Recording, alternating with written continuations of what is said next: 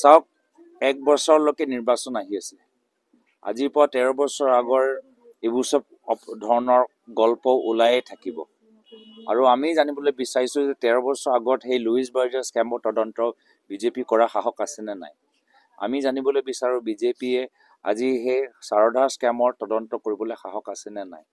আমি জানিবলৈ বিচাৰোঁ যে APSC ৰিপৰ্টত বহুত আৰু বিজেপিৰ থকা মানুহৰ নামবোৰ আছে বা তেওঁলোকৰ পৰিয়ালৰ ঘৰৰ সদস্যৰ নামবোৰ আছে।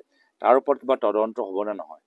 আজিৰ তাৰিখত আমি জানিবলৈ বিচাৰোঁ যে এই গোটেই যে উমৰাং চাউত যে আমি প্ৰায় 9জন মানুহক আমি হেৰুৱালোঁ, আজি সেই অসমৰ ভিতৰত কয়লা চিণ্ডিকেটৰ মূল খলনায়ক কোন, সেইখিনি কথা ওলাবলৈ নোলায়। তো সেইকাৰণে ৰাইজে চব বুজি পাইছে। আমি ৰাইজৰ বিবেকৰ ওপৰত আমাৰ বিশ্বাস আছে আৰু ৰাইজে জানে যে অহাবাৰ বিধানসভা নিৰ্বাচনত অসমৰ ভিতৰত চৰকাৰ সলনি হ'বলৈ গৈ আছে। চাওক, 1 বছৰলৈকে নিৰ্বাচন আহি আছে। আজিৰ পৰা 13 বছৰ আগৰ এইবোৰ চব ধৰণৰ গল্প ওলায়ে থাকিব। আৰু আমি জানিবলৈ বিচাৰিছোঁ যে 13 বছৰ আগত সেই লুইচ বাৰ্জাৰ স্কেমৰ তদন্ত বিজেপি কৰা সাহস আছেনে নাই। আমি জানিবলৈ বিচাৰোঁ বিজেপিয়ে আজি সেই সাৰদা স্কেমৰ তদন্ত কৰিবলৈ সাহস আছেনে নাই।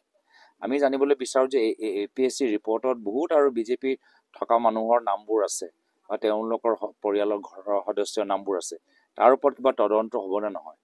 আজিৰ তাৰিখত আমি জানিবলৈ বিচাৰোঁ যে এই গোটেই যে উমৰাং চাউত যে আমি প্ৰায় 9জন মানুহক আমি হেৰুৱালোঁ, আজি সেই অসমৰ ভিতৰত কয়লা চিণ্ডিকেটৰ মূল খলনায়ক কোন, সেইখিনি কথা ওলাবলৈ নোলায়। তো সেইকাৰণে ৰাইজে চব বুজি পাইছে। আমি ৰাইজৰ বিবেকৰ ওপৰত আমাৰ বিশ্বাস আছে আৰু ৰাইজে জানে যে অহাবাৰ বিধানসভা নিৰ্বাচনত অসমৰ ভিতৰত চৰকাৰ সলনি হ'বলৈ গৈ আছে। আপুনি বিচৰা বাতৰি পাব কেৱল নিউজ 18 এপত। নিউজ 18 এপ ডাউনলোড কৰিবলৈ স্কেন কৰক এই QR কোড।